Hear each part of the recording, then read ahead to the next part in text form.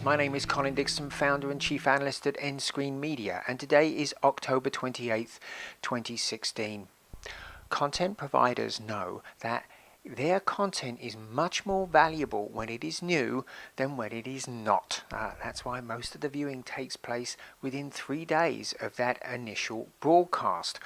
So, is there value in early access to that content?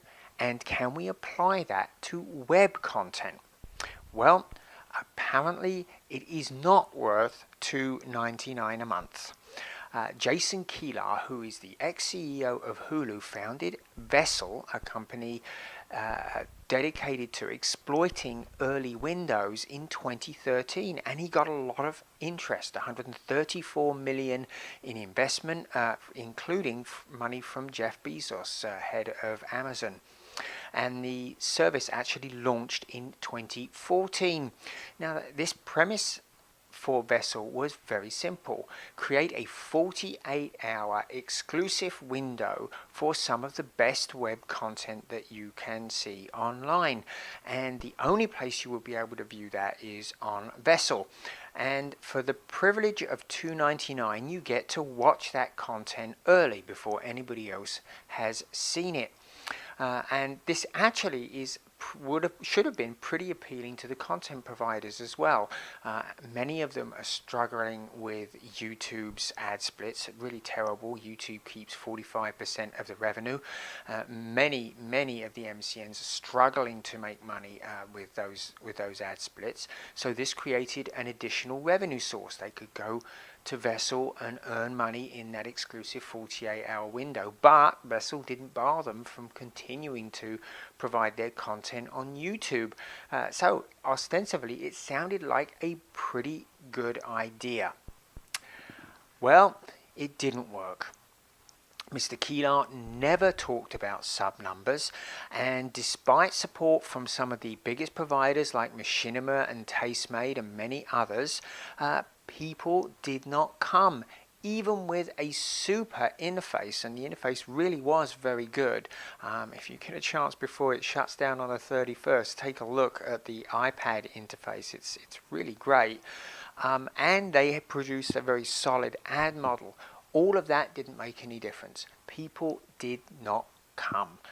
Now, things started to break down in July when they started to terminate some of the contracts with the content providers that they were working with. And Video Inc. even reported that they were considering switching business models to become group video chat.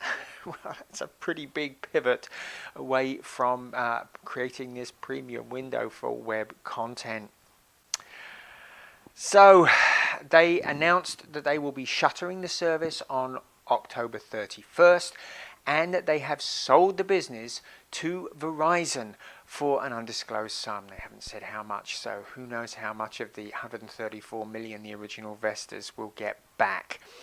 Verizon plans to roll it in to Go90, and Go90 is Verizon's mobile video play, and it too is having a tough time struggling to find its audience, and the team and the technology will be rolled into that effort. Minus Mr. Kilar. Jason Kilar will not be coming. Now, what does Verizon get for its money? Well, it gets that super interface I was talking about and the great ad integration into that interface. It also gets content discovery tools and recommendation tools. And it gets that team that put that great service together, despite the fact that that service didn't resonate with consumers. So hopefully that will help things out at Go90.